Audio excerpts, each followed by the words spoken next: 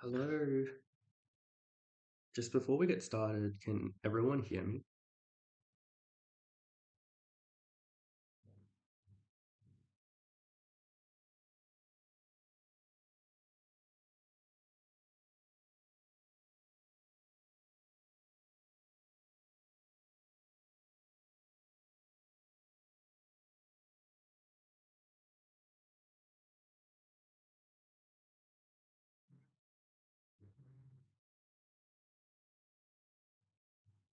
Okay.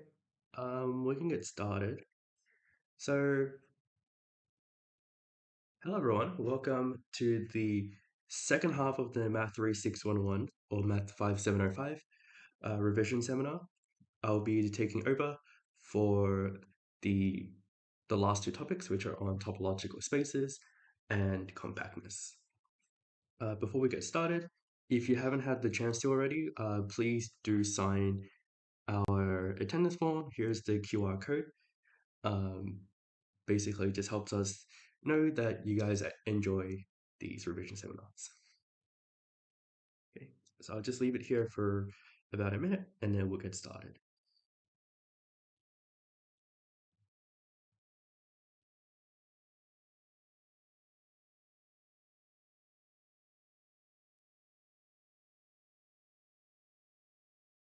Okay, we can sort of get started now. Uh, let's jump to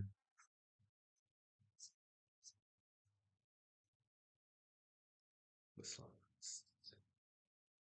slide 114, I think.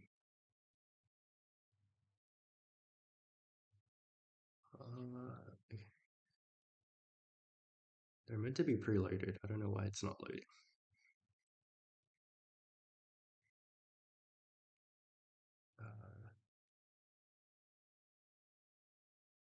Oh, okay. So let's start looking at topological spaces. So the whole point of topological spaces is that it sort of generalizes the idea of a metric space. So back in chapter 2, when you started looking at things like metric spaces, you sort of had an idea of a set and a distance function, and you sort of looked at convergence properties on these metric spaces. Now, the unfortunate thing with a metric space is that this notion of convergence isn't really that strong on a metric space, at least. And so we want to kind of come up with a more general way of talking about the concepts within convergence. For example, convergence of a sequence. What does it mean for a sequence of points or a sequence of functions to converge to it in a particular space? And so to do that, what we do is we look at the notion of open sets. So open sets are these fundamental concepts that make topological spaces work. And throughout the entire chapter, we'll be dealing with more exotic ways of defining a topology. Okay, so let's get started and kind of see what all of this fuss is all about. So the first thing we want to define is a topology. So we're going to define X to be a non-empty set, and we're going to consider just a family of subsets. So the topology, so remember that the topology is a, sorry.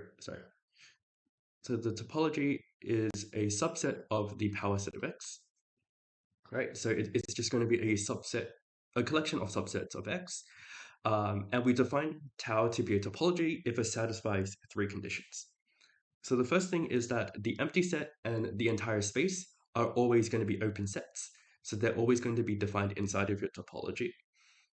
If you take a collection of elements inside of topology, then the union is also an open set. So this is just closure under union. So closure under union. But we don't really care about how many elements are inside of my union. So you can take an infinite union and you'll still ensure that it's inside of my topology. But the same can't be said for the intersection. So for the case where you have an intersection, it needs to be a finite intersection. So this is closure under finite, that's too thick, finite intersection. So for union, you can have infinite an infinite union, but for intersection, it requires to be finite. And so if you have a subset of uh, sets of X that satisfy these three conditions, we call that a topology. And the pair X tau forms what we call a topological space. And furthermore, the elements of tau form the open sets of X. So these are your open sets. All right. So before we kind of look into some properties of topologies, we'll have a look at a few examples of what topologies could look like. So remember that we said that tau was a subset of the power set. So remember tau is a subset of the power set of X, where X is your set of points. And so there's no reason why tau couldn't be the entire power set. This is called a discrete topology because if you consider 2 points inside of X, let's say A, B inside of X, where A is not equal to B, then the discrete topology essentially distinguishes A and B. So A and B are discrete points. Discrete points in my topological space X tau. So if tau is my discrete topology, then all of the points inside of X are sort of distinct from one another. In other words, uh, you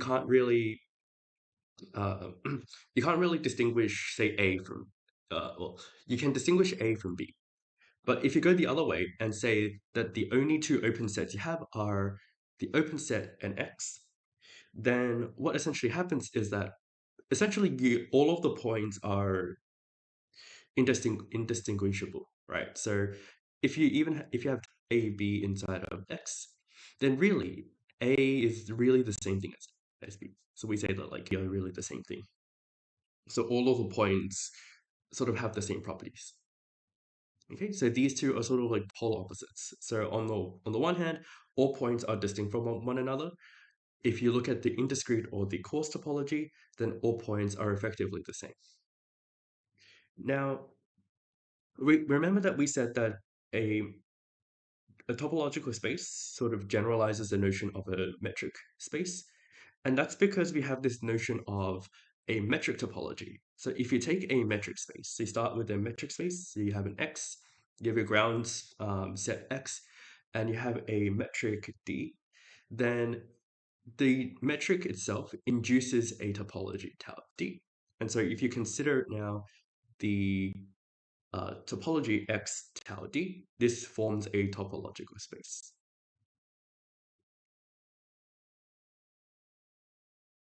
Right? And this is called the metric topology.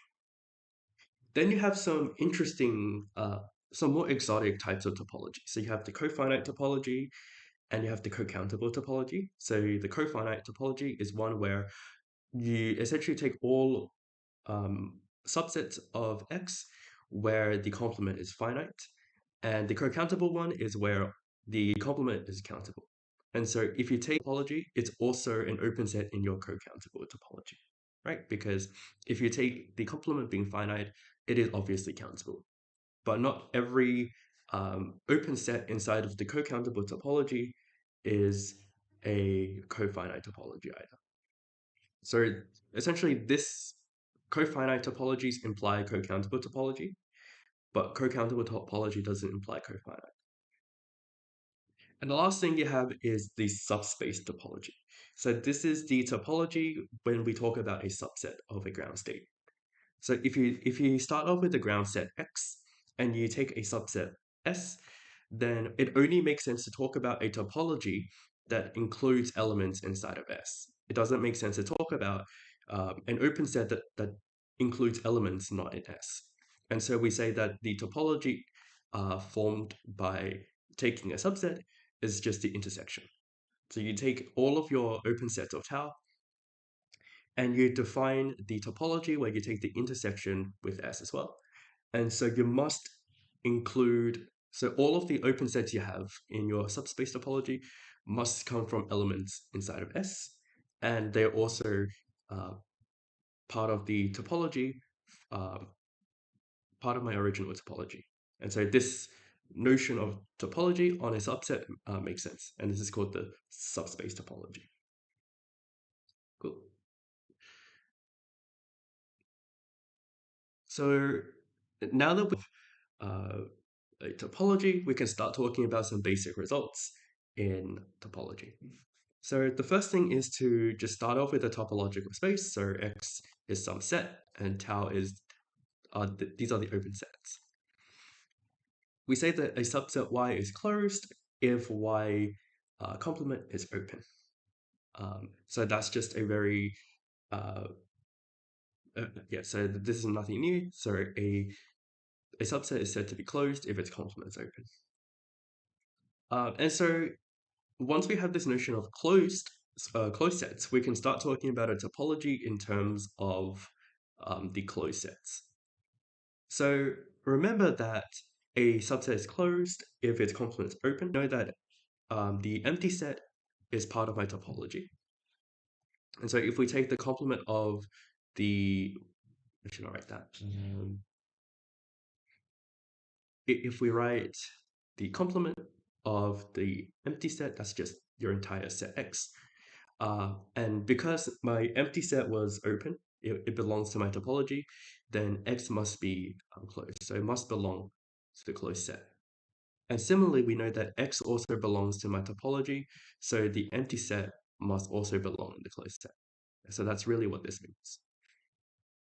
And then we can use De Morgan's law, essentially, to get that the intersection need not be finite, but the union itself needs to be finite. And so you can kind of see that the union and the intersection of finiteness property get flipped. Cool. Okay.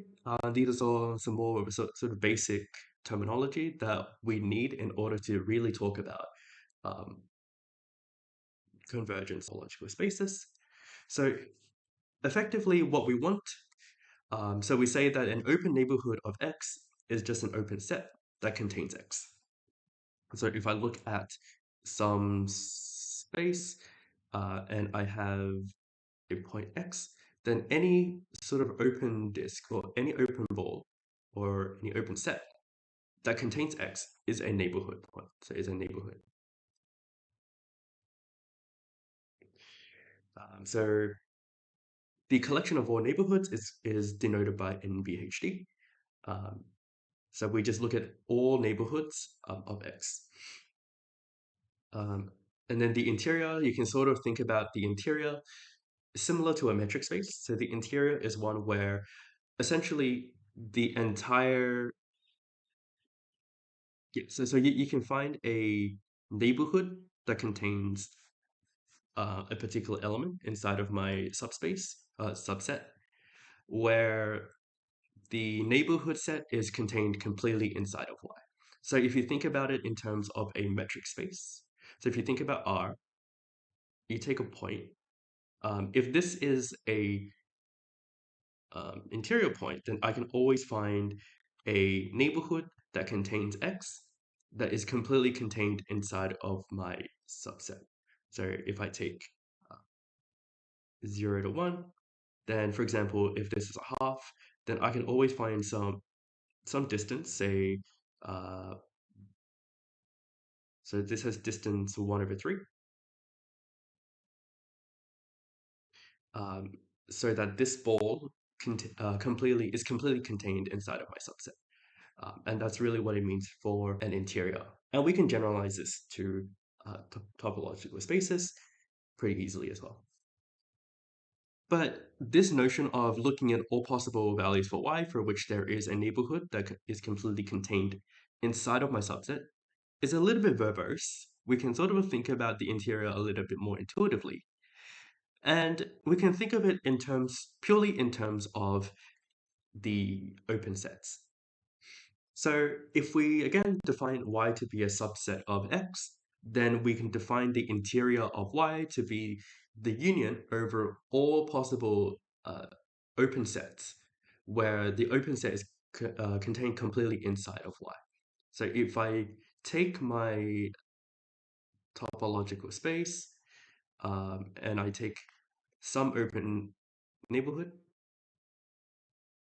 then all of the elements inside of this neighborhood point, inside of this neighborhood set, well, all of these points have to be uh, interior points, right? Because this entire set here is completely contained inside of Y. So any point inside of this set, inside of this uh, open set, must be an interior point. And so instead of looking at strictly points, what we can do is we can look at open sets, and the elements inside of my open set correspond to the points inside of my interior. Cool.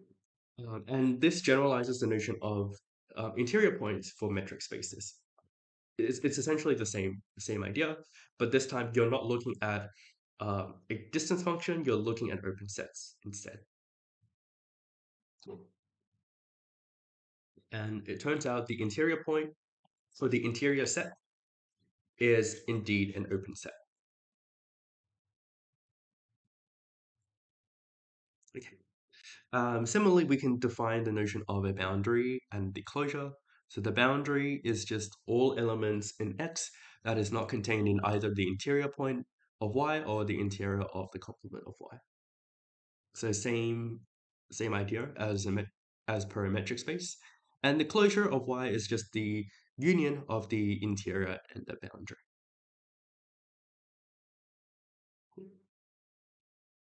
Again, so there are different ways to characterize the closure. So one way is it's the union of the interior points and the boundary points. But if you don't want to think about it like that, then you can think of it purely in terms of the intersection. So you're taking the intersection over all closed sets.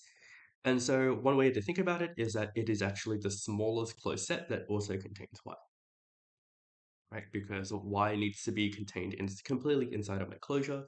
So you're taking all of the closed sets for which V is a superset of Y, so Y has to be contained completely inside of the closure.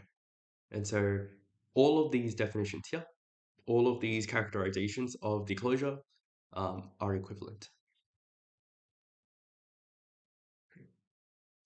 There are now some more results. So we can kind of talk about convergence. So we've talked about neighborhood points or neighborhood sets.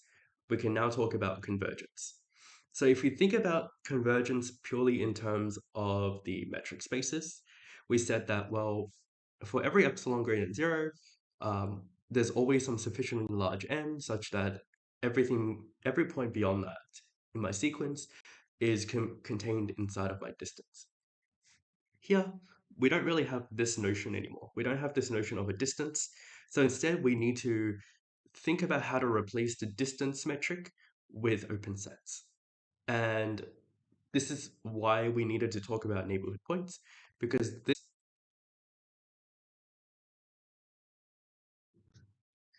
And so the topological definition is for every neighborhood of X. So this neighborhood, you can kind of think of it as how large or how small you want. So this is the same idea as for every epsilon greater than 0. We can always find some large enough n such that for all n greater than n, xn is encapsulated purely inside of the neighborhood. So these two things are sort of the same, talking about the same thing. Okay. So now we get to the actual definition of convergence. So say that X tau is a topological space. Consider a sequence. A sequence converges to X if for every neighborhood V of X, there exists some threshold such that for all n greater than K, we have that Xn belongs to V.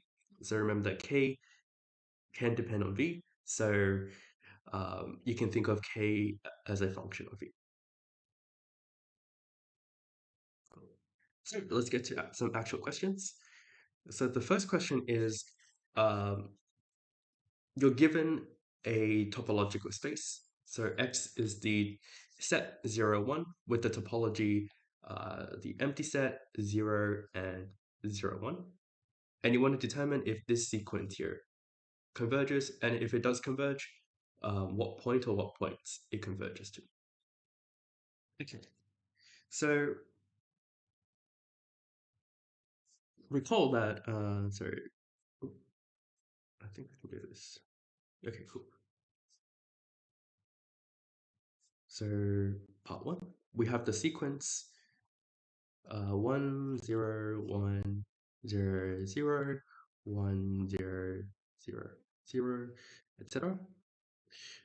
In X is defined as the space 0, 1, and the topology is the empty set 0 and the entire space X. Okay, so remember that a point converges to X, so a point, no, a sequence. A sequence, let's say xn, where n goes from 1 to infinity. So a sequence converges to X if for all neighborhood points, so for all neighborhoods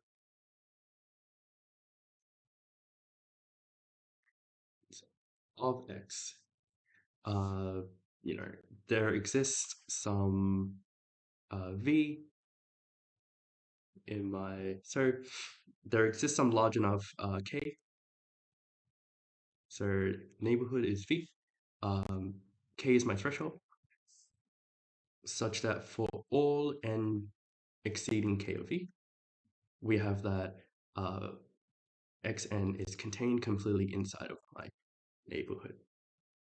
So if I want to look at the neighborhoods of 0,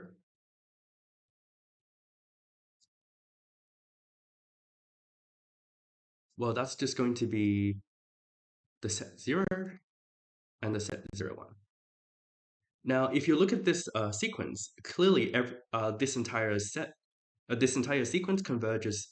Well, this entire sequence is completely contained inside of 0, 1. So 0, 1 is okay. That's all good. Okay, let's use red. So this set is okay. But what about 0? Well, notice that you have infinitely many 1s and 0s. So no matter how far along you go, you're always going to see a 1 every time you hit a bunch of 0s. And so the sequence cannot be contained inside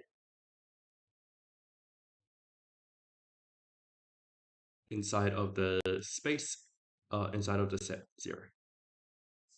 And so 0 is not, so this sequence does not converge to 0.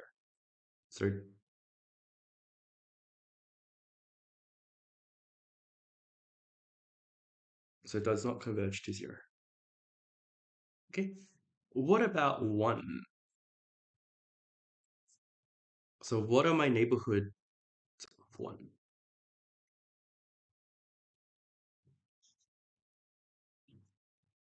Well, that's just going to be the entire set in 0, 1. Clearly, we can see that even for any value, this is completely okay, right? So it converges to 1 because the only neighborhood of 1 is 0, 1, the entire space. So it converges to 1.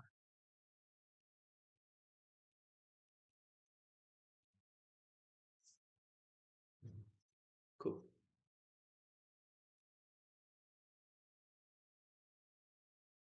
Awesome. So that was part 1. So we know that it must converge to 1, but it doesn't converge to 0. Part 2 asks us to find whether so this sequence under the cofinite topology, with the cofinite topology. Okay. So, okay, let me just.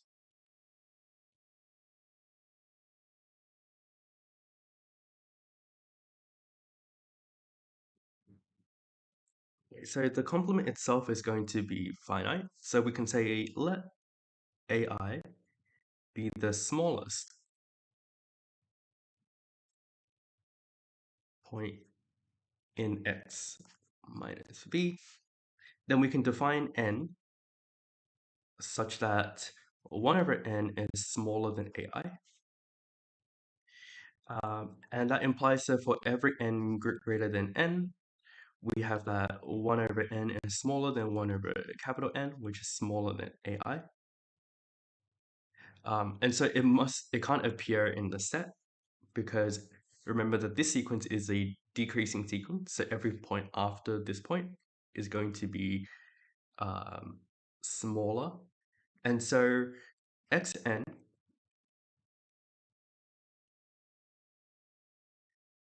must appear inside of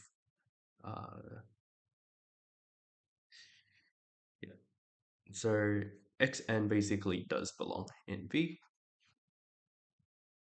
for all n given.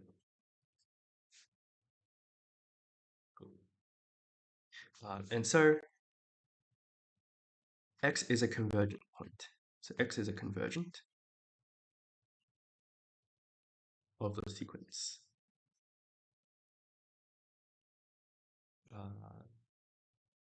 1 over n for n equal to 1, 2, etc. But we remember that we argued this for arbitrary n, and so this actually means for arbitrary x, and so that means sequence converges to every point.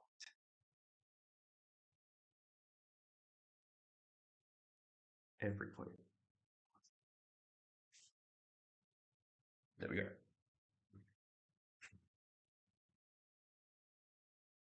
Cool.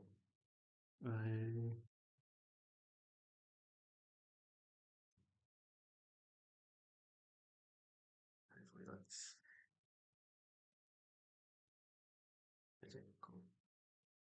So we've essentially so the idea is you looked at a particular neighborhood of X, and we said, okay, let's consider an arbitrary neighborhood V.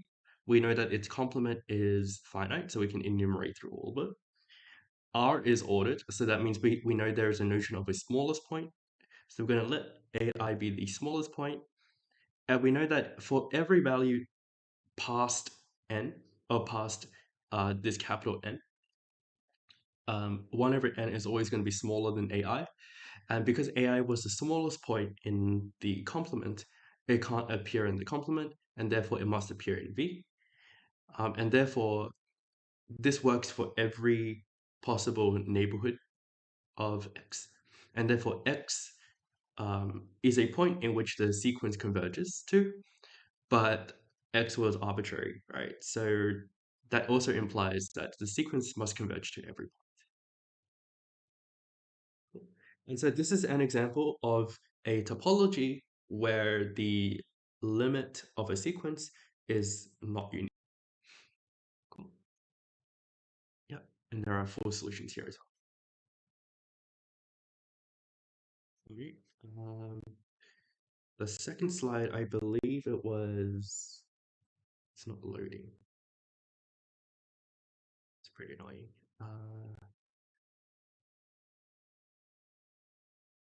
Yeah. So the second slide, we're basically asking the same thing, but this time we're given uh, a few more. So let's consider, okay, it loaded.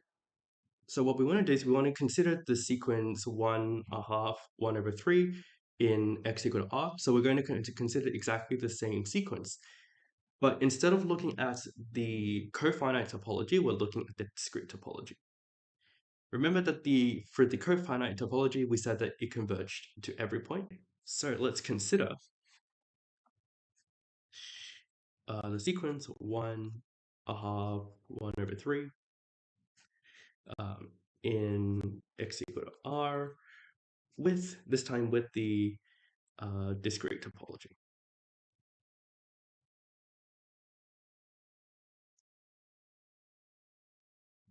Now, if you have the discrete topology, remember that the topology itself is the entire power set of X.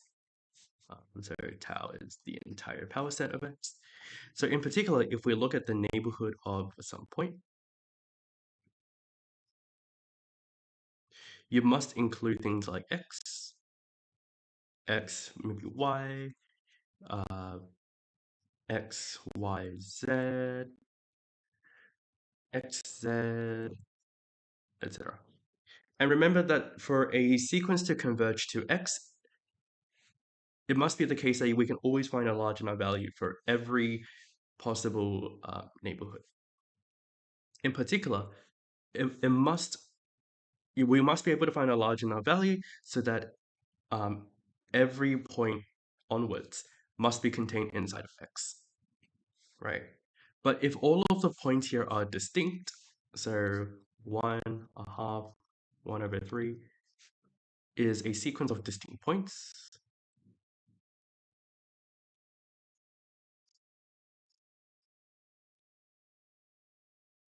well, that means that it doesn't converge to X, right? Because it won't be contained completely inside of X. So it does not converge to X. But we said that this was for arbitrary X, so it actually does not converge anywhere to any point.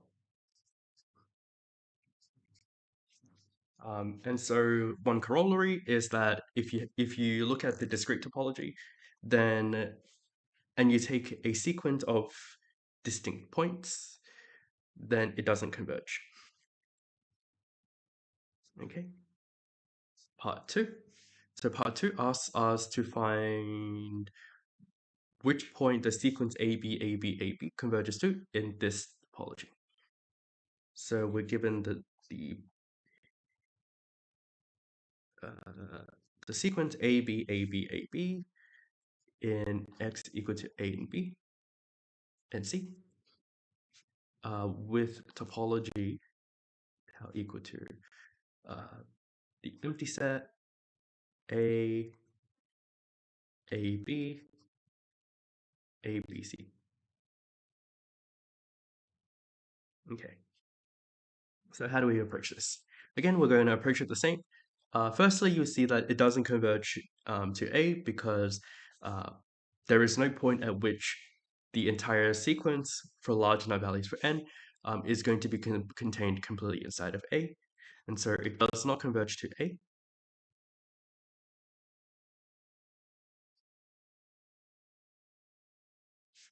But we can see that AB is contained, this sequence is contained completely inside of AB and ABC as well. So it actually converges to B and C.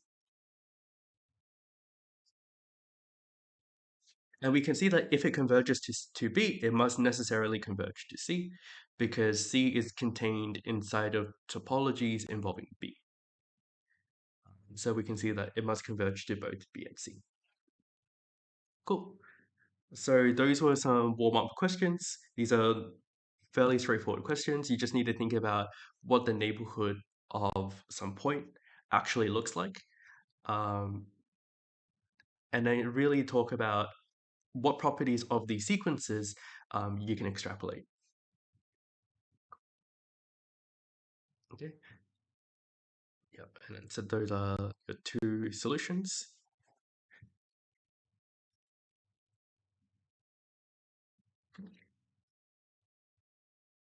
Okay. So in the next slide, we're going to start talking about continuity. So if you're given a function, what does it mean for you to have a continuous map from a topological space to another topological space?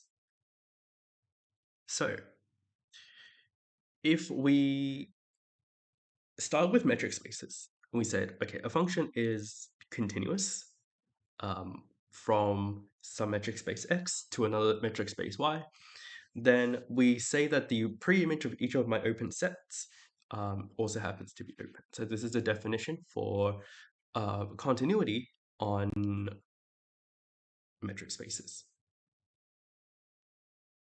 we can extend this idea more generally to topological spaces. This time, we don't really need to make mentions of open sets because we have a way to define open sets. So the way to formally define continuity of a function on topological spaces is to say a function f is continuous if for every u in tau y, the pre-image of u belongs in tau x.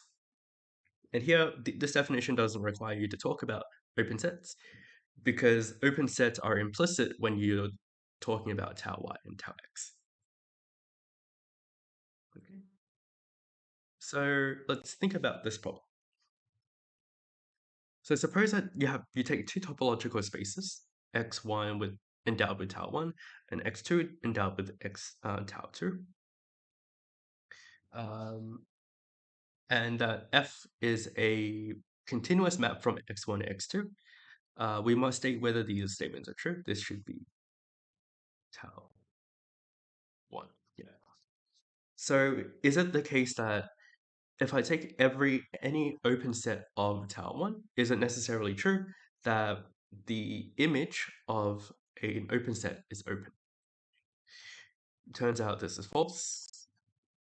It doesn't actually talk about the image, it talks about the pre-image. So you can take x equal to x1 equal to x2 equal to r with the usual topology.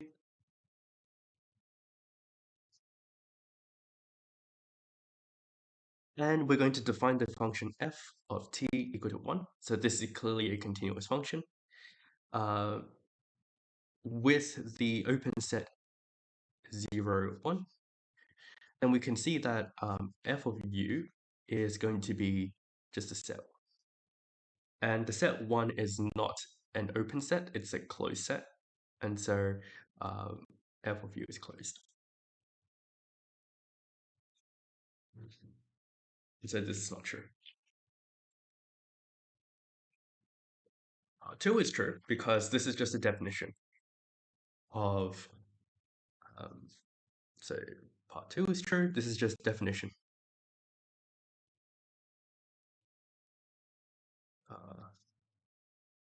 Definition of continuity. Right. So the pre-image of V is an open set for all open sets in tau 2. Cool.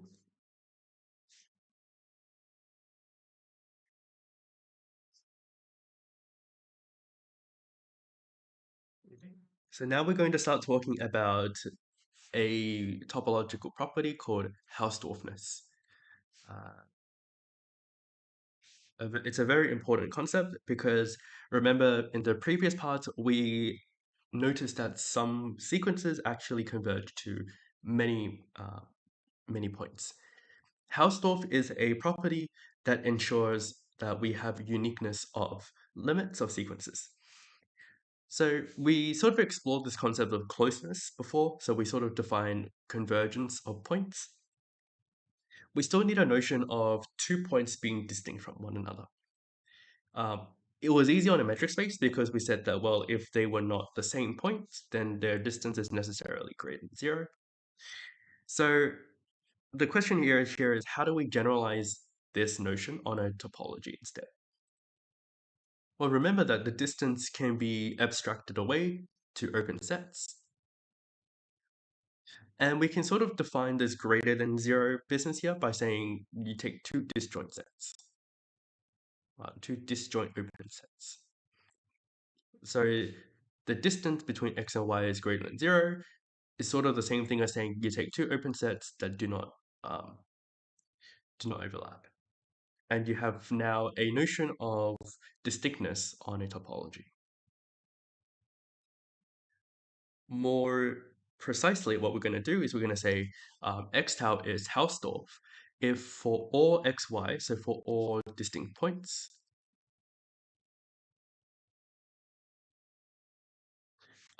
so x not equal to y, we can always find two open sets such that one belongs to U, one belongs to V, and they do not overlap, so their intersection is empty.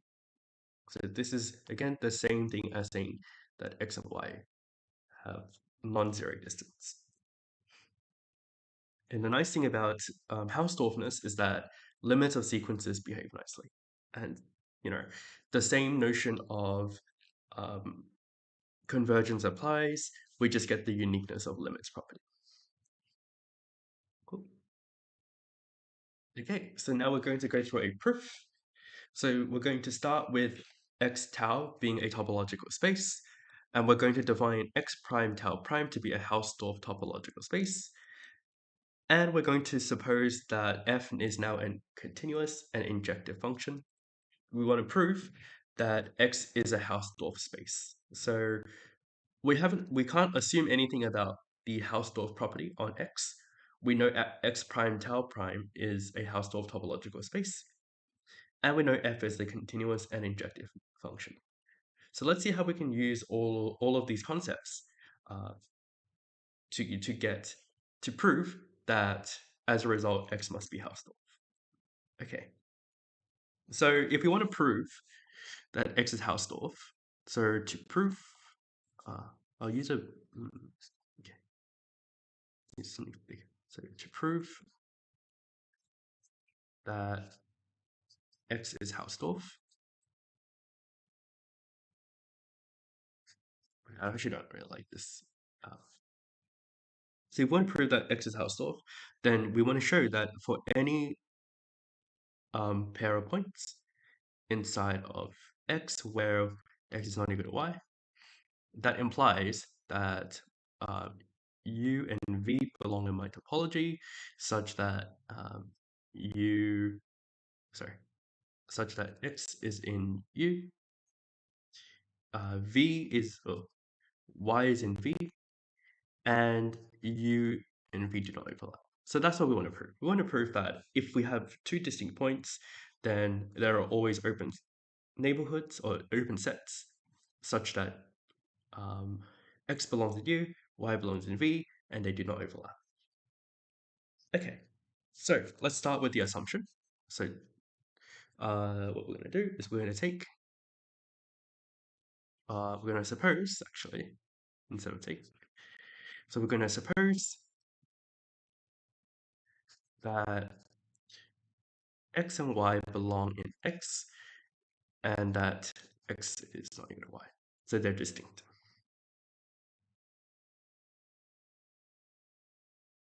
Okay. Now we know some properties of our function f. We know some properties of x prime. So firstly, we know that f is injective. And what that means is that f of x is not equal to f of y, right? Because x is not equal to y. And if f were injective, that means that they have to map to distinct points. Okay. So the second thing that we know is that x prime is Hausdorff.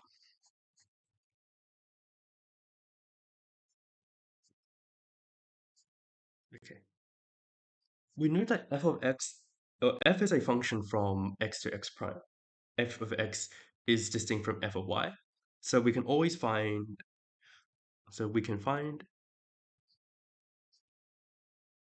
neighborhood open sets. Say v1, v2 inside of the topology tau prime, such that firstly f of x belongs in v1, f of y belongs in v2, and we know that v1 intersects v2 is empty. Okay. Now the third thing we know is that f is continuous.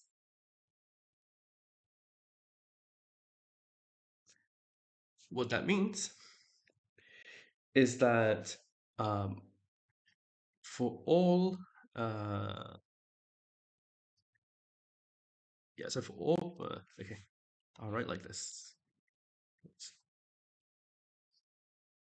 So for all V1, so for all V in topology tau prime, the pre-image of V is open, i.e. the pre-image of V belongs in tau. In particular, we know that the pre-image of V1 and the pre-image of V2 both belong in tau, so we can set them to be U1 and U2. Okay. So what we know is because V1 intersect V2 is empty, we also know that U1 intersect U2 is empty as well. And because you know that x belongs in, sorry, f of x belongs in V1, we know that x belongs in the pre-image of V1. And similarly, we know that f of y belongs in V2, which means that y belongs in the pre-image of V2. But remember that these were U1 and U2. And what that implies is that U1 and U2, so x belongs in U1, y belongs in U2. The intersection is empty, and you know that U1 and U2 both belong in tau. So therefore, what we know is that the topological space X tau is indeed Hausdorff. There we go. The importance of being injective. F being injective just ensures that when we take two distinct points, we map to two distinct points in the image space. The fact that X prime is Hausdorff means that the existence of V1 and V2 is ensured. F being continuous ensures that we map open sets to open sets. And so the pre-image of an open set is open. And so that must belong in the topology of my first set, of my first space. And there we go. We have proven that X tau is Hausdorff. Here's the full solution here as well. Okay, so what we've done essentially is we sort of just looked at topologies. These are open sets. We can sort of construct unions of open sets, and those belong to the open set as well. But, you know, it's not exactly the most nicest way to describe a topology. Sometimes they want to find a nicer way to describe the same topology. So if we take a look at a simple example where if the topology was empty set x, y, and the entire space x, y, then essentially the notion of tau prime itself being x, y describes more or less the same topology. Because the topology itself must be closed undertaking unions, which means that if we take the union of x and y, the union itself must belong in tau. And we know that it is also closed undertaking finite intersection. So x, y intersect itself. Oh, sorry, x intersect y is empty. And so we can see that we've essentially achieved the same open sets as tau. So tau prime generates tau. And so we can kind of think of tau prime as it is a simpler topology. It's not actually a topology, but it sort of describes the topology that we are after. Cool. Okay, so we're going to make this notion of simplifying our topology, but we're going to make it a little bit more rigorous. So a base for tau is a subset B such that every open set V is expressed as a union of elements in B. So you can kind of think of base similar as the basis of a vector space. So if you want to think of it purely algebraically, then you can think of the base as the same notion of it as the basis of a vector space. Right? Every element inside of my vector space it can be written as combinations of elements of my base, as vectors of my base. In the same way, every open set of my topology can be written as combinations of elements in my base. Um, we also have a notion of, we sort of have a localization result of the base called a local base. So instead of looking at the entire space, we can define topologies or the bases of a topology at a point as well. And so we have that if we take a topological space and a point x, then a local base at x is just a collection of bases of open neighborhoods of x, such that if you take any neighborhood of x, then we can always find some set that is contained completely inside of U. So instead of looking at U itself, we can actually just look at V instead.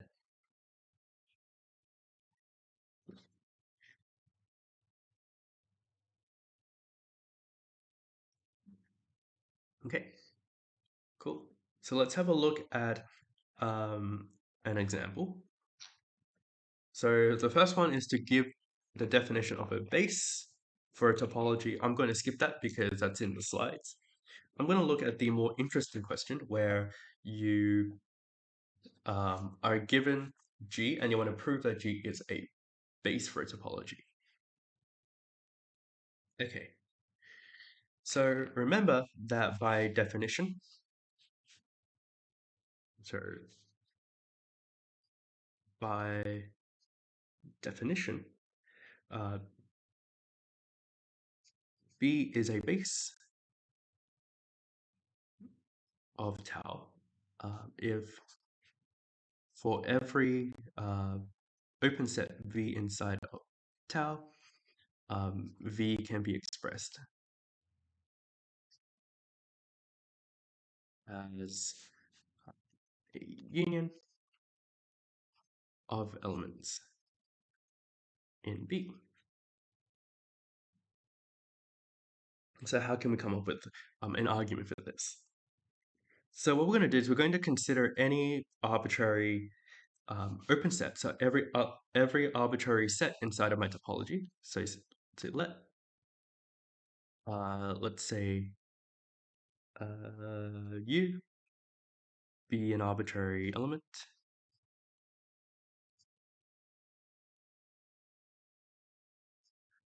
in tau.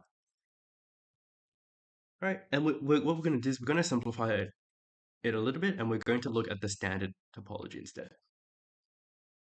We're going to look at the standard topology. Okay, so let's consider an arbitrary element inside of U. So take any x inside of U. What we want to do is we want to show that x can be written as, or x belongs in some union of elements in B. Okay, so if we're looking at the standard topology over R2, if you take a point, that's just the ball centered at x with some radius. So firstly, we see that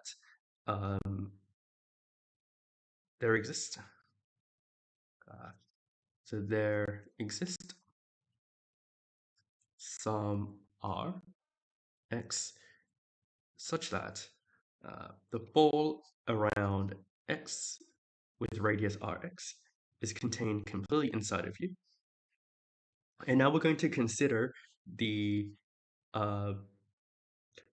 basis that we want.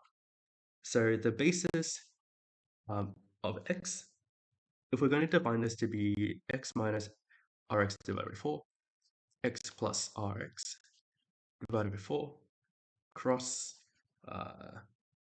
y minus rx divided by 4, y plus rx divided by 4.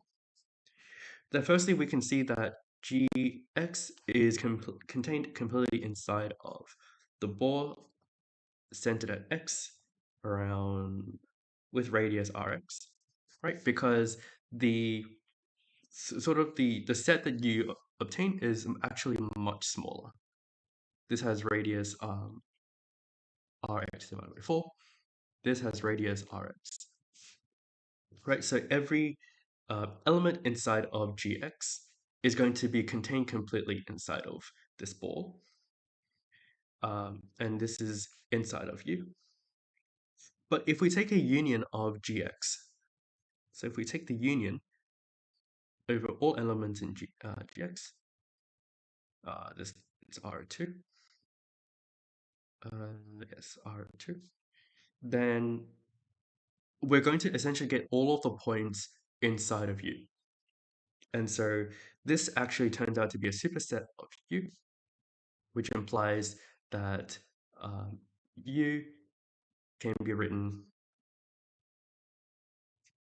as a combination, as a union of elements in.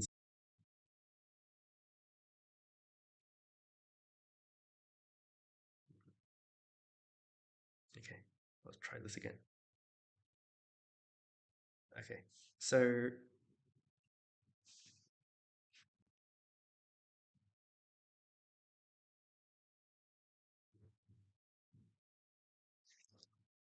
the first thing is, yeah, so the covering property. The second thing,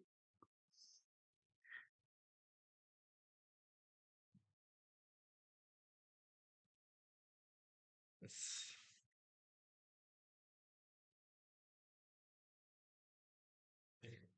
I think it's better now. I don't know why it keeps dropping off, but it should be fine. Okay, so the second thing is that for every v1 and v2, so for every pair of elements inside of my base, if we know that x belongs in the intersection of v1 and v2, then we can always find another open set that contains v. So this is sort of like your, I guess, your minimality property.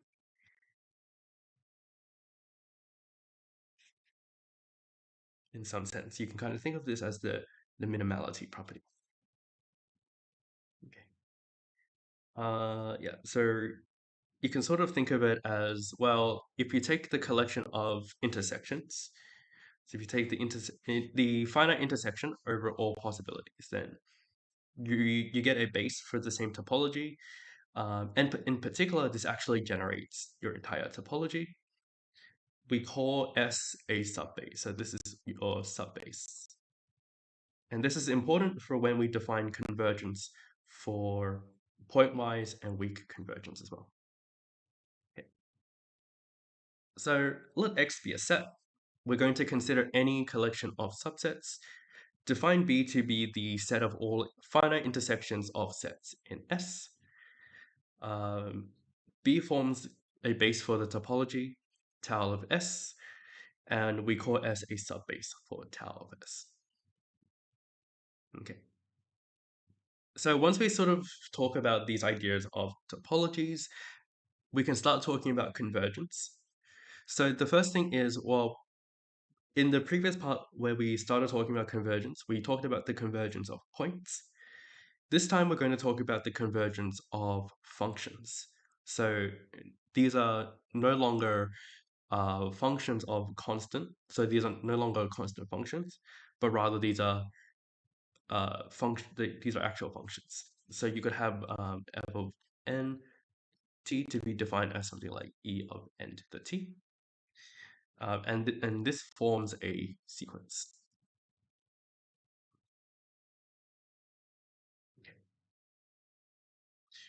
So again, we can sort of think of it the same. We can mimic the idea of convergence for points, but this time we don't really have this notion of sufficiently large points, but rather these are sufficiently large sort of functions. So to really describe what that even looks like to begin with, we're just going to start by considering just a family of functions from some set S, from some set X to some space Y. Every function can be thought of as a point on the Cartesian product, y to the power of the cardinality of x, right? Because you're taking the domain or the codomain of f to be y, and you're mapping it x many times.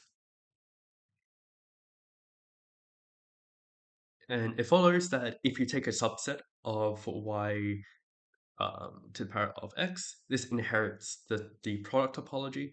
And we can think of the topology of pointwise convergence purely as the product topology on the subset. And this is essentially what we get.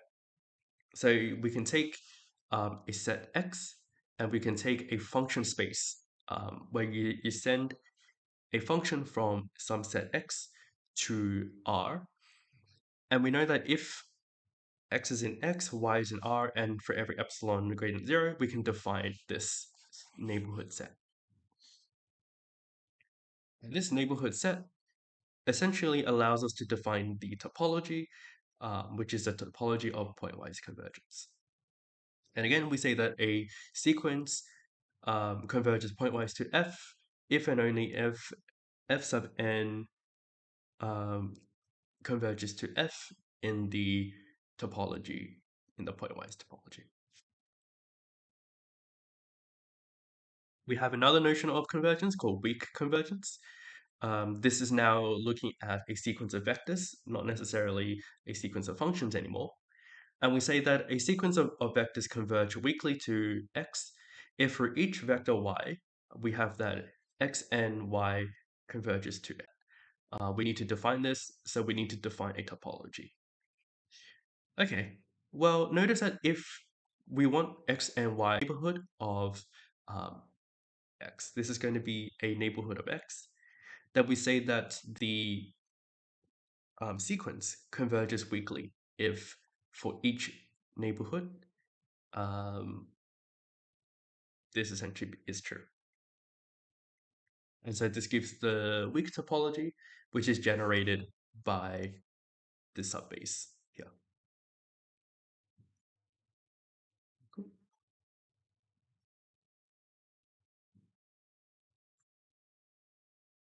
So those were two ways of defining convergence. Now we have a notion of a net. So in the previous sort of preludes, we've sort of looked at sequences, and we treated sequences as different things to functions. The idea with a net is to try to bridge these together. Well, we have this notion of a net. Now, one way to think about a net is to really think about how sequences and functions are related to each other. Remember that a sequence, xn, is really, you can really think of it as a function, right? It's a function from the natural numbers to some space x. And the idea is that f of n gets mapped to xn. So that's a way to define a sequence. It's just to define this very easy function. And in particular, we can sort of talk about the limit of a sequence because we have this notion of a direction. If we walk further along in the sequence, we're walking in the direction of the limit point. Is to really talk about what this direction is really saying. So to do that, we need to define a director set. So a director set is just a set together with a binary relation satisfying these properties, the following properties. So first of all, I must be related to itself. This is the reflexive property. The second thing is if I is related to J is related to K, then I is related to K. So these two things define what we call a preorder. A preorder is a relation that is reflexive and transitive. And a director set is just a preorder with this upper bound property. So there exists some m inside of my director set, such that if I take any pair of points inside of my set, these pair. So I is related to m, and j is also related to m for each pair of points I and j. Again, zx. And this function is called a net. So this is how we define a net. With this in mind, how can we meaningfully talk about convergence? Well, there's no real difference. So we can think about the net purely the same way we talk about functions, we talk about sequences, right? So a net converges to x if for every neighborhood v of x, there exists some alpha of v inside of my set, such that if I take all uh, all points large enough, then we have that x lambda is also in V. And this is true for every neighborhood of V of x. Okay. So now we come to the really big interest. If you've sort of looked at topology in other lenses, you would have seen the classic example of deforming a coffee mug into.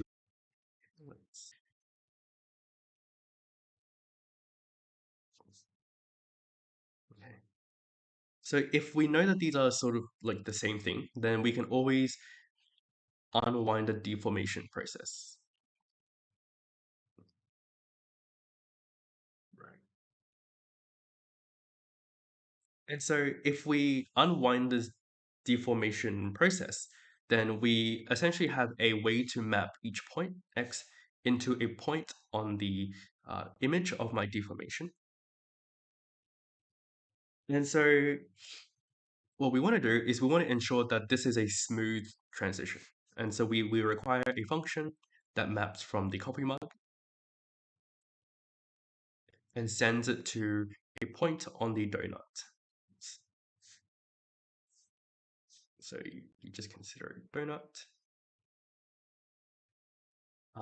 And this, for it to be smooth, we require this to be continuous.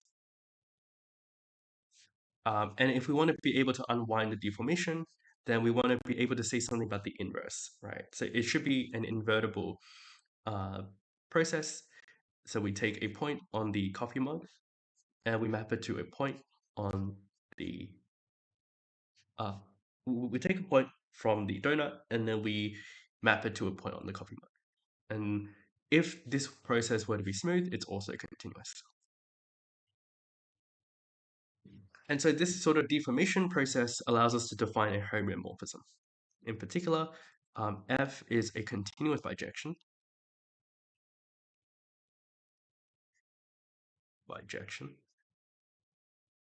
from x to y, and we require F inverse to be a continuous bijection as well.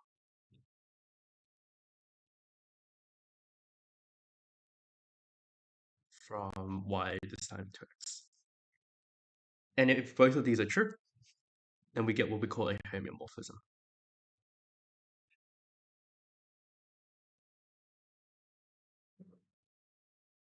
Yeah, and that's sort of the idea. If we go back to the definition, this is really what we're saying. So if we take two topological spaces, a bijection F is called a homomorphism if both F and its inverse are continuous. So remember that it's a bijection. So that means F inverse exists. And we say that the two maps X and Y are homomorphic if there exists a homomorphism from X to Y. Cool. So let's have a look at another question from the exam. So this time we're taking a compact topological space and we're going to take a Halsted topological space. And we're going to show that if F is a continuous map from X to Y and Z is closed, then F of Z is also closed. Okay. So firstly, okay, so let's do this. So our assumptions are X is compact, Y is Hausdorff,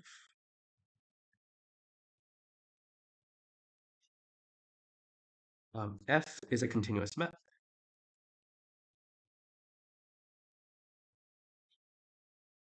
Okay.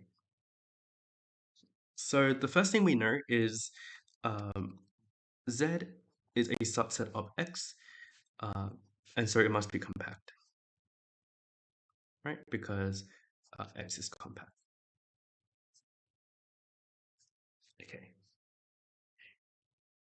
What we're going to do is we're going to take a compact set. We're going to apply F to it. So we're going to apply F on Z. Well, because you know Z is compact, the image of a compact set is compact. So here, what I can say is since F is continuous and Z is compact, it turns out that F of Z is compact. And why? But remember that Y is Hausdorff.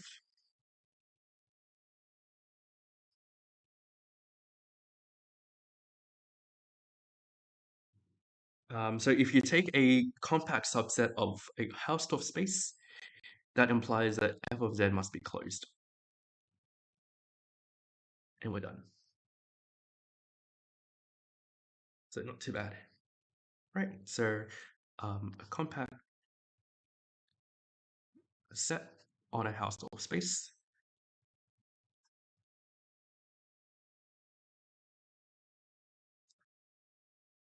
is closed. To see why, let's take a look.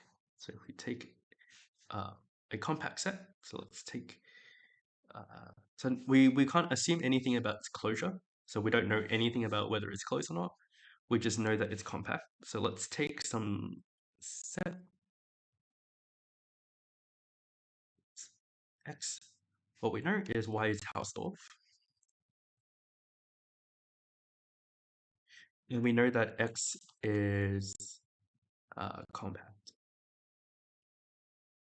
So the first thing we can see is because Y is Hausdorff, I can always take a point that is, so if I want to show that X is closed, then I want to show that its complement is open. To show that its complement is open, so Y minus open, I can take 2 points in Y. And because I know that Y is Hausdorff, I can always find disjoint neighborhood sets. Right, so if I take X, Y that belongs in Y minus X, then I can always find some V1, V2, such that X belongs in V1 and Y belongs in V2, such that V1 intersect V2 is empty. Right? Now, if I want to show that the complement is open, so if I want to show that Y minus X is open, then effectively I just want to show that, let's see,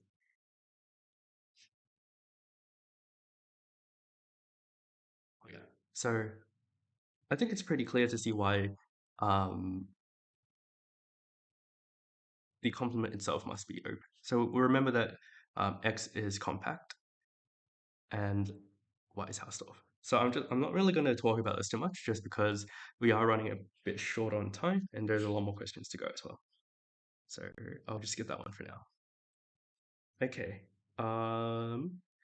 This one you have solutions to this, I believe. So I will also skip over this one just for um, time. But I'll also post solutions to this after the stream as well. Okay, so the last thing we want to do is homeomorphic invariance. So there are sort of two major concepts in when we talk about invariance for homomorphisms. The first one being connectedness, and the second one being path connectedness.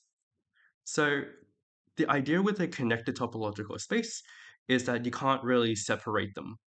So you can't cut it up into two portions that are disconnected. So for example, R itself is not connected because if you take, so if I take R minus 0, for example, then I can always take the open set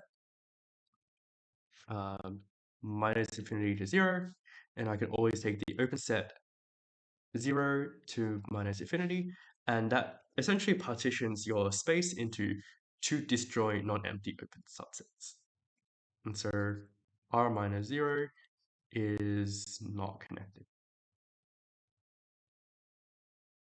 Yeah, the intuition being that there's a way to split it up, um, and 0 being sort of the point that you care about.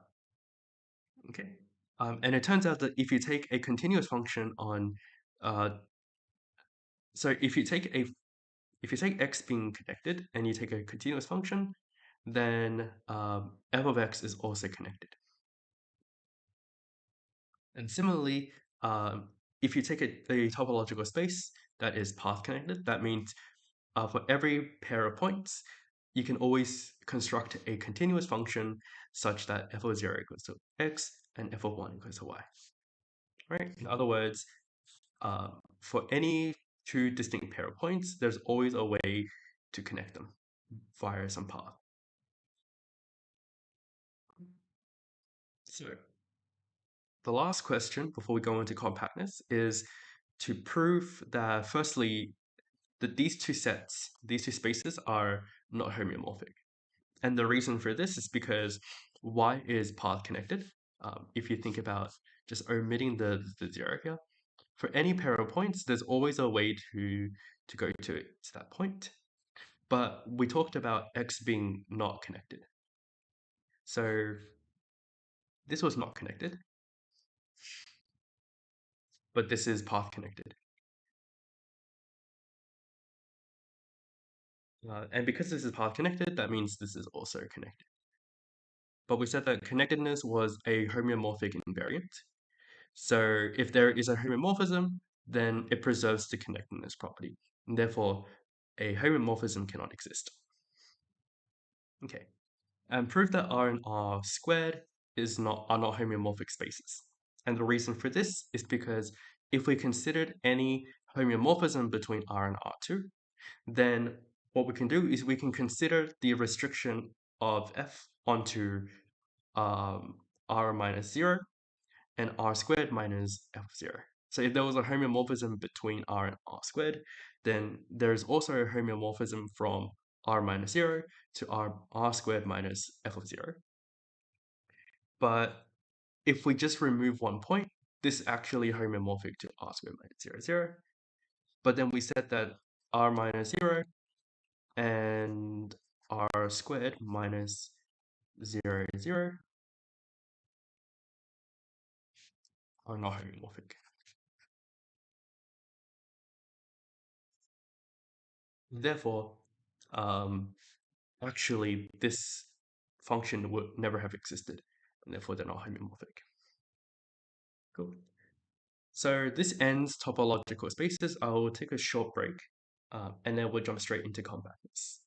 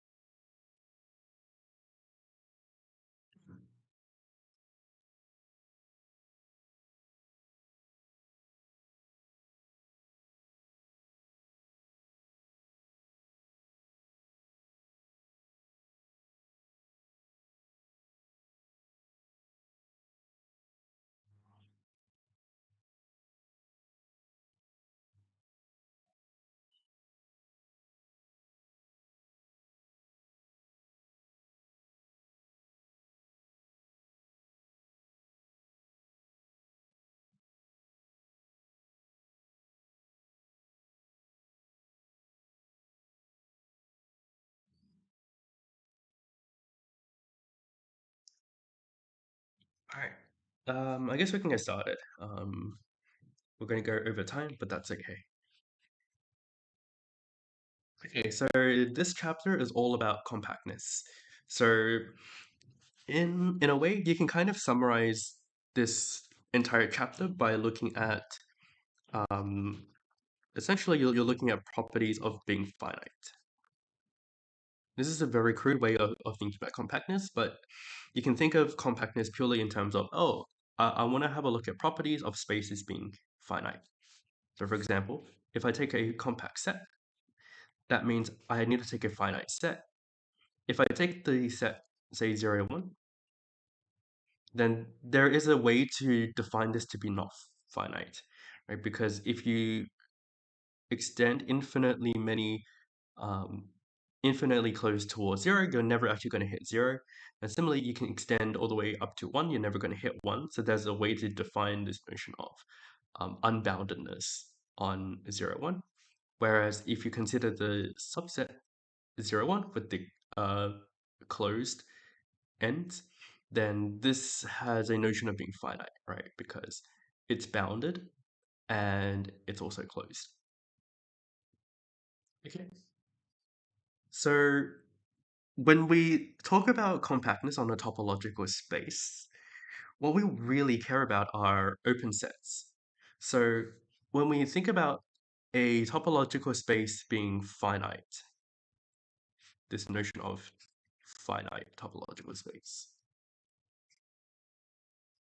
one way to make sense of this is to say, okay, if I know I have a way to cover every element, so if I know I have a way to cover the entire space, then I should be able to cover this using only finitely many open sets. And this is a good way to think about the notion of compactness, right? The notion of compactness is if I can cover X, then I should be able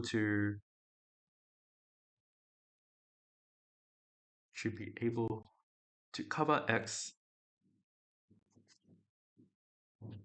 using a finite number of sets, of open sets.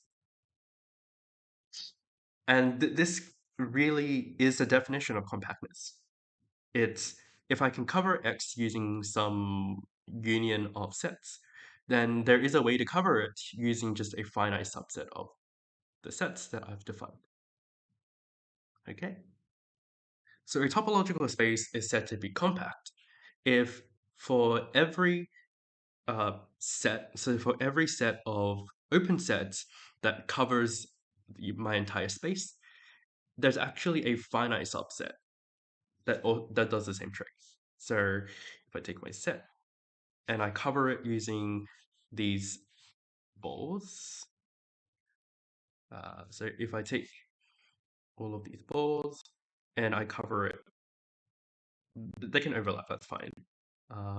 We're not talking about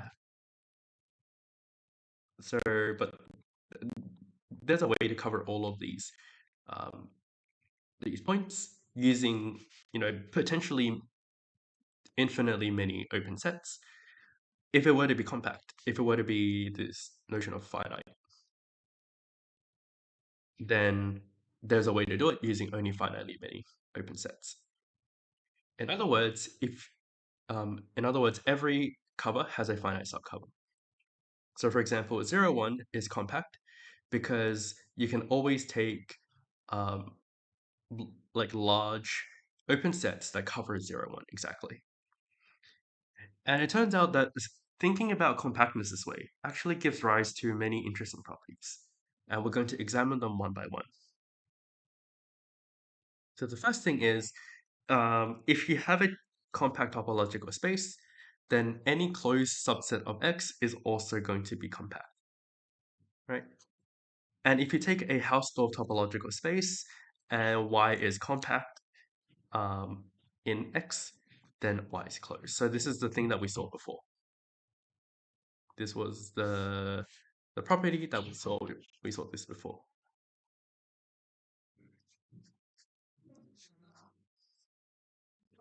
Okay,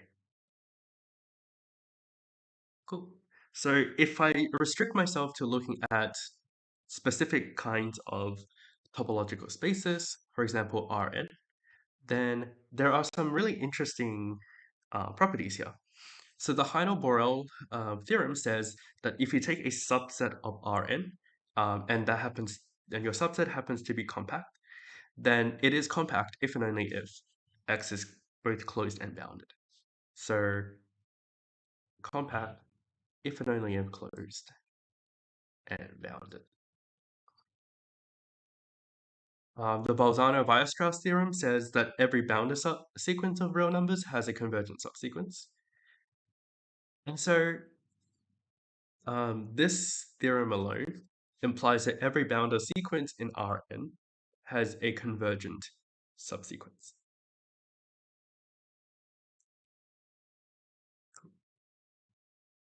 There are some basic compactness results here. So a topological space is sequentially compact if every sequence in X has a convergent subsequence. So if you restrict yourself to looking at Rn, then compactness, closed and boundedness, sequentially compactness are actually all equivalent. So if you take a subset of Rn, and X is compact, well, the Heine-Borel theorem immediately implies this, but you can also say that it is also sequentially compact. And if it is sequentially compact, then it immediately implies closed and boundedness. Closed and boundedness immediately implies compactness. And so you have this cycle here. And so all three of these are equivalent.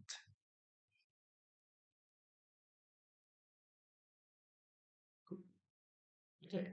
So let's take two compact topological spaces, and let's say that we have a continuous map between them, and X happens to be, okay, so this is not here. We already assume that they're both compact. So let X, tau X, and Y, tau Y be compact topological spaces.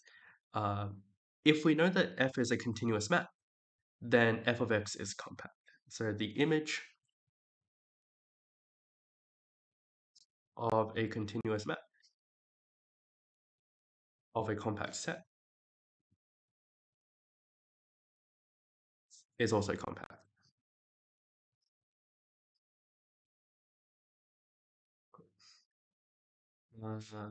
And if we restrict ourselves to looking at Rn or R, then we immediately get the min-max theorem. So closed and boundedness implies you attain minimum maximum values. Here you can see that this is a compact set, which means that f of x is compact, where x is any subset of AB,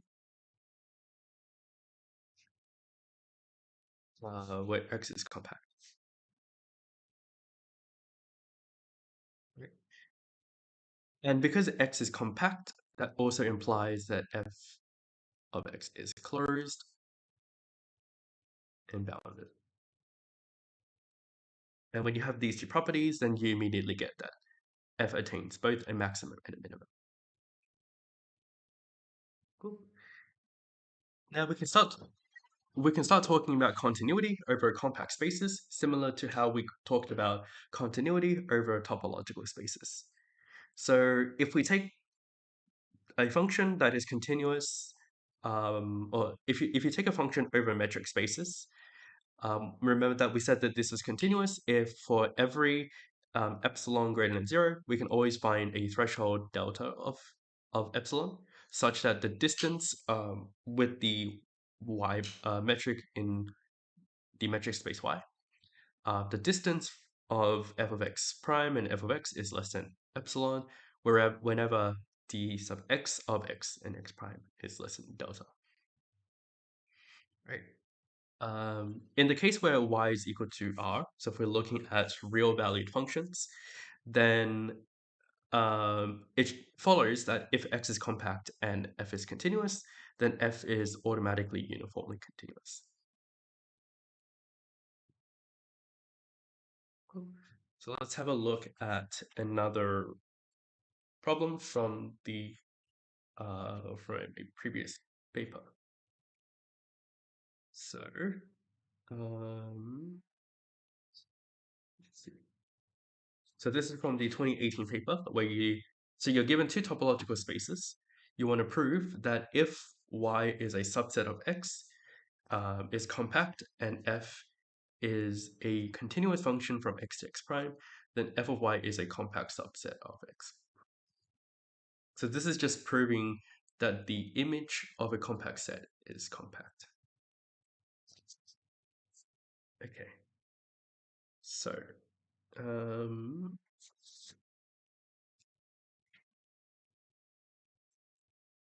right. So if you want to show that a set is compact, then you want to consider any open cover and you want to show that it has a finite subcover. So what we're going to do is we're going to consider any open cover. Let's call it Vi of f of y. So for each Vi, we're going to let Ui equal to f inverse of Vi, which is an element in my topology, right? Firstly, you know that Vi is open. So since Vi is open, then Ui is open, right? Because f is continuous. So what we can see here is Ui itself forms an open cover.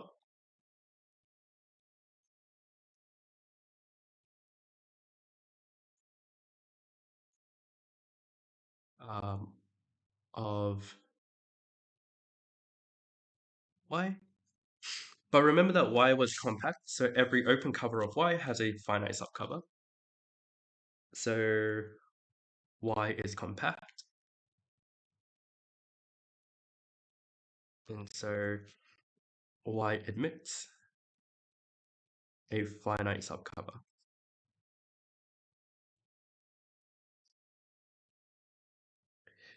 But we can take the images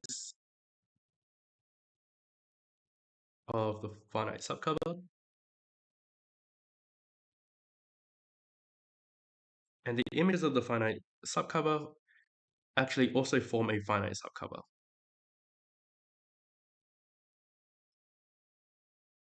Of f of y. And that alone implies that f of y is compact.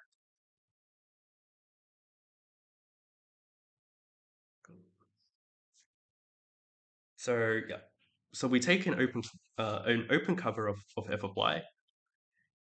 Consider all of the elements inside of my open cover. You can take the pre-image. Because you know that Vi was open, you know that the pre-images are also open by the continuity of f. And you know that as a result, Ui also forms an open cover of y. Y being compact implies that you can always find a finite subcover. If you take the images of the finite subcover, you obtain a finite subcover of y. And therefore, for any open cover you get for f of y, you have a finite subcover, and so f of y is compact. Okay, and part 2 says, well, suppose that y prime is a compact subset of x prime, and we know f is continuous. Is it necessarily true that the pre-image is compact? This is false. So part 2 is false. And in fact, this is true when I believe x is Halsted.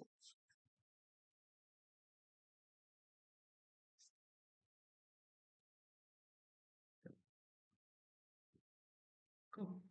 So now we can talk about compactness on metric spaces. Compactness on metric spaces actually have really interesting properties.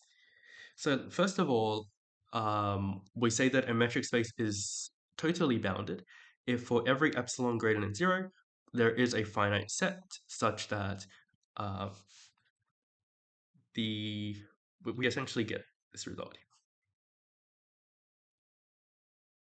So every ball around centered at xk with radius epsilon. So if you take the covering of all of the balls, then you obtain x. Um, and this has to be finite. So that you can think of this as a finite covering of xt. And we say that it's totally bounded if this is true. So if you can take a finite union and that ends up being the entire set. It turns out that if you take a totally bounded set and you take a subset, then the subset itself is also totally bounded, and the closure is also totally bounded. Okay. On metric spaces, there are equivalent notions. So if X is compact, then X is also sequentially compact, and the converse is also true. So if X is sequentially compact, X is also compact. It also turns out that if X is compact, then X is also complete, and actually also totally bounded. But notice that if you have the X being complete, that does not imply that X is compact. You require the totally bounded property for X to be compact. For example, R with its usual metric is complete, but it's not compact.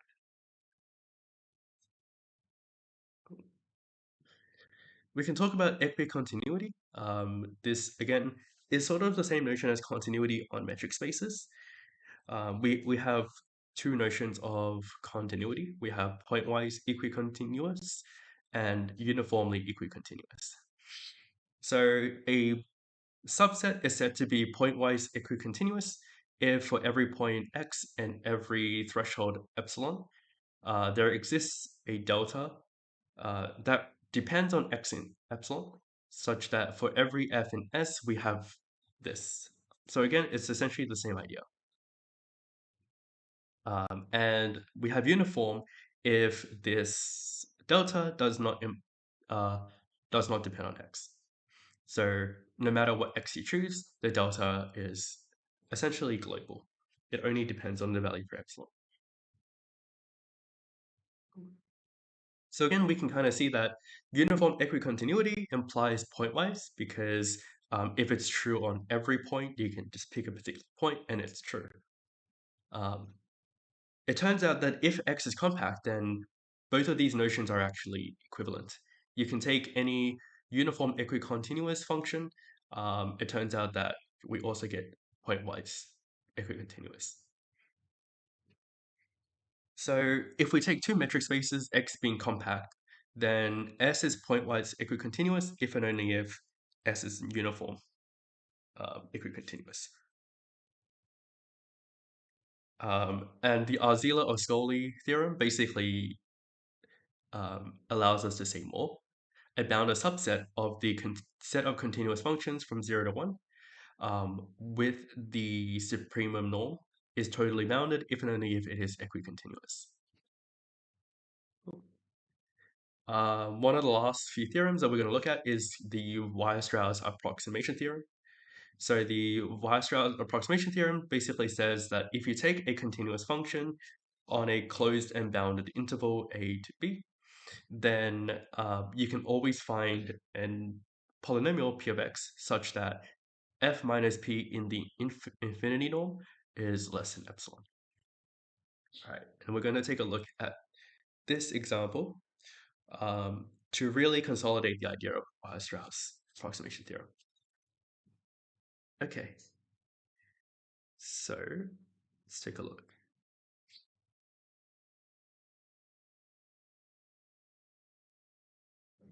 So let's consider the set V, where you take the set of all functions with integral from 0 to 1 to be 0.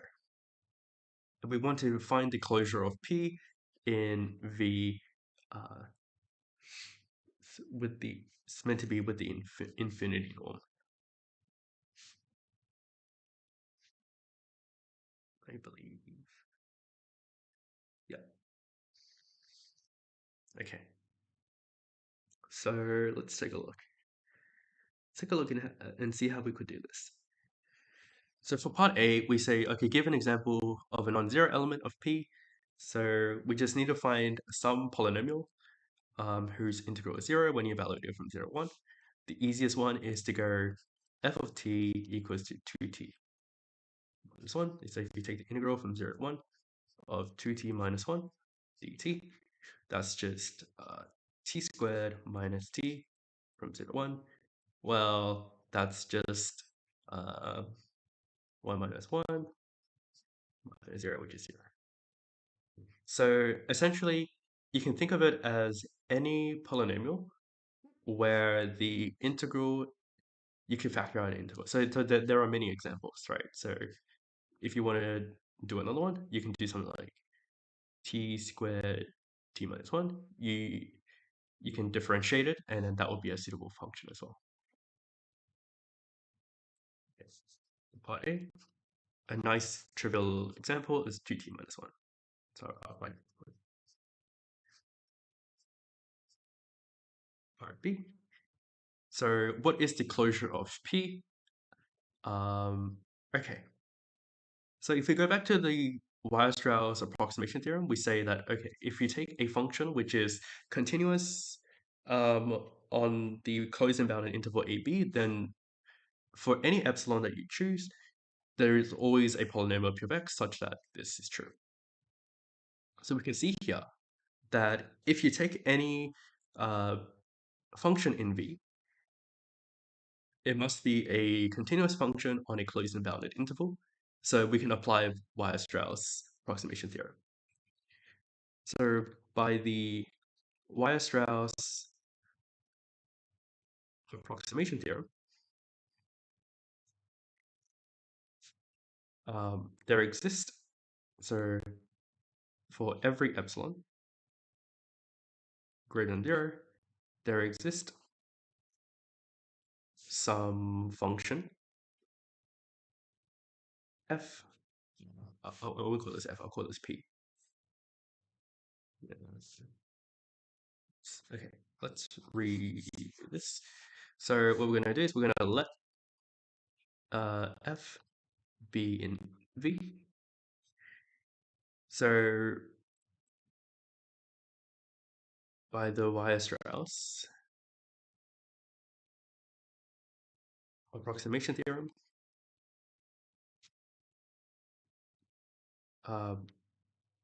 for any epsilon greater than 0, there exists some function, let's call it p of x, such that we're guaranteed that if you take the infinity norm of f minus p, that's going to be less than epsilon. In fact, it's going to be less than epsilon 2. Now, what we're going to do is we're going to consider this integral. So consider the norm of, well, the absolute value of the integral from 0 to 1 of p of x, p of t, I guess, dt. That's equal to the integral from 0 to 1 of p of t minus f of t plus f of t.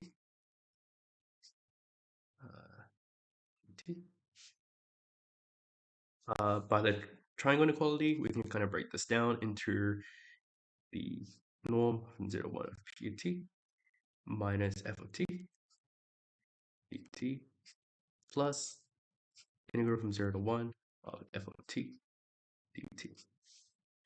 Now, because f is inside of V, what we know is that this second part here goes to 0. So this is just from f being V. And so what we're left with is just the first part.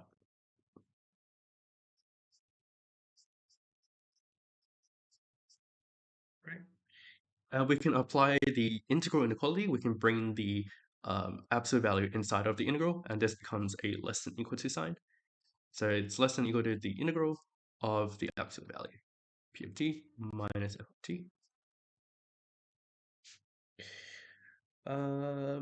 And what we get here is that this is at most p minus f infinity, which is less than epsilon 2. Okay, So firstly, we know that on the left hand side, the magnitude of my integral is at most epsilon on 2, right? So now we're going to let some value, let's call it delta, be equal to uh, p, let's see, it's going to be uh, p minus,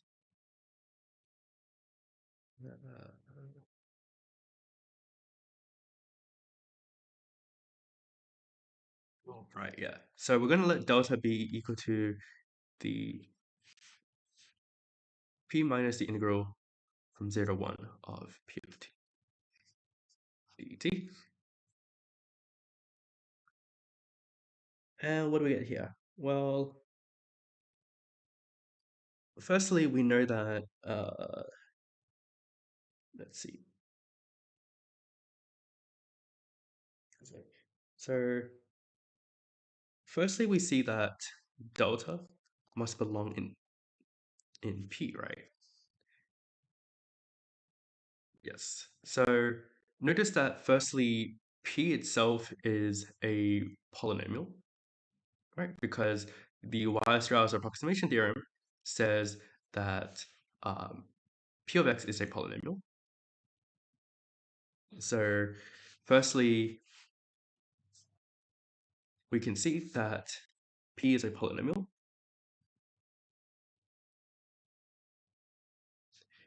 And so delta is a polynomial as well. If you take the integral of a polynomial from 0 to 1, you get, well, this is just going to be a constant. So you get P minus a constant, that's always going to be a polynomial. And let's have a look at the integral of delta. So let's take a look. So if I take a look at the integral from 0 to 1 of, say, P minus the integral from 0 to 1 P of t dt. So I'm just going to do that. And this is just going to be the integral from 0 to 1 of P of t minus the integral of 0 to 1 of the integral from 0 to 1 of P of t dt.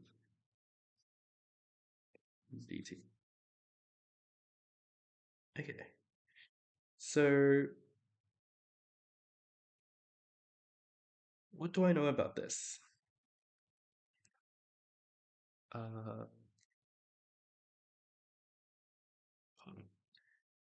I should not call it P. I should call it something else.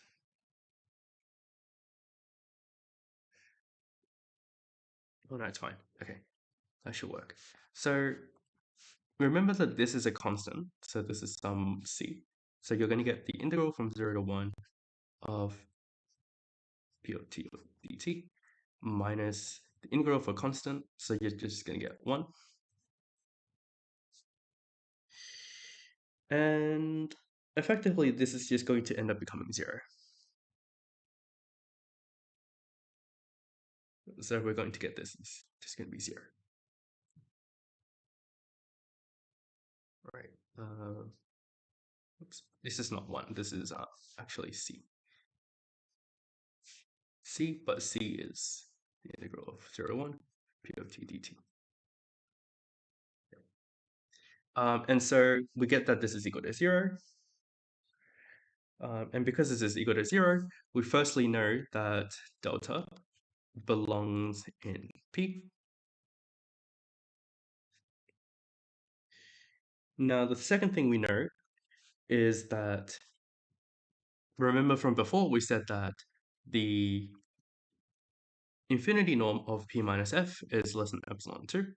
And so what we can see here is that F minus delta infinity is equal to F minus P plus P minus delta infinity, which is less than or equal to So if we apply the triangle inequality, we get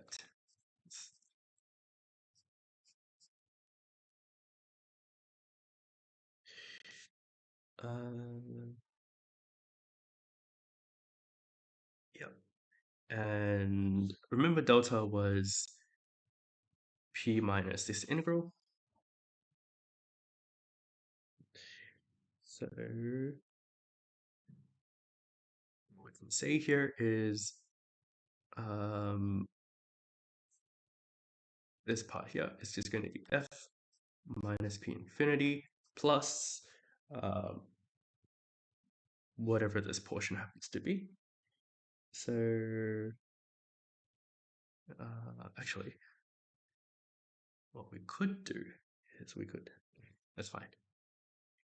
So this is just going to be the norm of the integral of p of t dt. Right? Because p minus delta is just the integral from 0 to 1 of p of t dt. All right, so this portion here is less than epsilon 2. This portion here is, well, this is equal to 0. This portion here is equal to 0. So actually this is less than epsilon 2 as well. So that means this entire thing is less than epsilon. What that shows me is that every element of V can be approximated with elements of P. And so every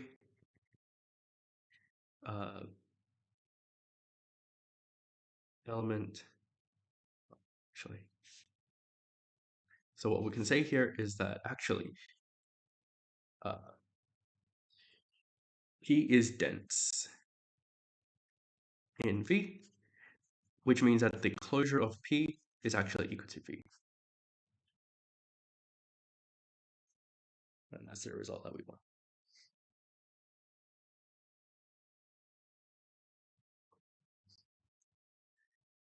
And is V complete? So the way that you want to approach this is to essentially just look at a map and notice that you have a way to go from C01 with the infinity norm to R with the normal metric. And so this is complete. So this is also complete.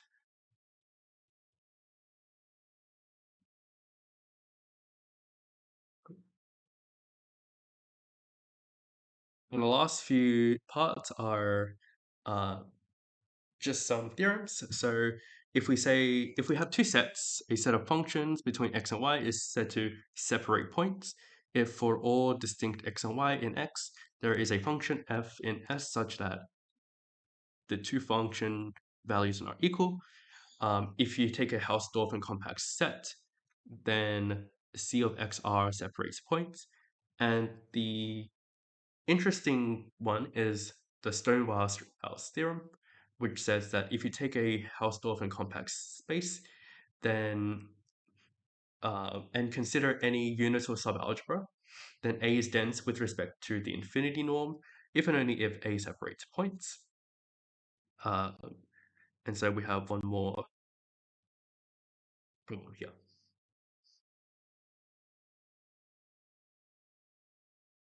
So let's take a look. So let S be the span of the set of functions. What are the interior, boundary, and closure of S in the uniform norm? So the uniform norm is just the supremum norm. So the first thing to note is that C01, with respect to the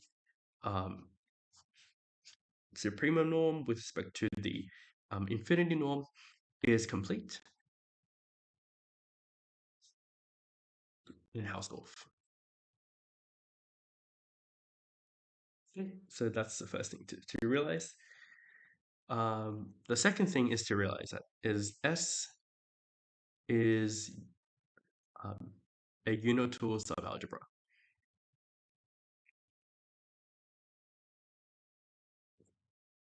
Because if I take e to the mt and I do pointwise multiplication, this is actually closed, right? So it's closed under pointwise multiplication. And it's unitool because it contains 1, which is just e to the 0. Cool. So S is a unitool subalgebra. C01 to with the infinity norm is complete in Halsted. So if we go back to the requirements of the Stone-Weierstrass theorem, then we say that A is dense with respect to the infinity norm if and only if A separates points. So if we can show that A separates points, then we know the closure straight away. Okay, so the question here is, does S separate points? And the answer to that is yes, right? Because firstly, e to the kt is an injective function. So if e to the kt is injective, that means for all x and y distinct, e to the kx is not equal to e to the ky. And so S separates points,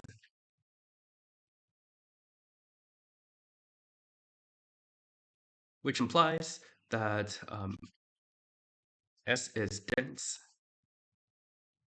in C01, which means that the closure of S is just C01. Okay, so that's the closure. What about the boundary points? Well, the boundary points happen to be everything that's not included in S, and the interior points. Well, the interior points are going to be, it's going to be empty because, well, to see why, so to see why the interior points are is empty, you essentially, or the span of S is a sequence or is a set of smooth functions. So if we take any ball, so take any open set of smooth functions, the idea is that you can always find non-smooth functions that approximate smooth functions.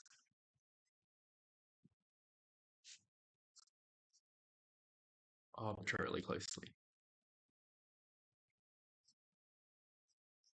And so what we get here is that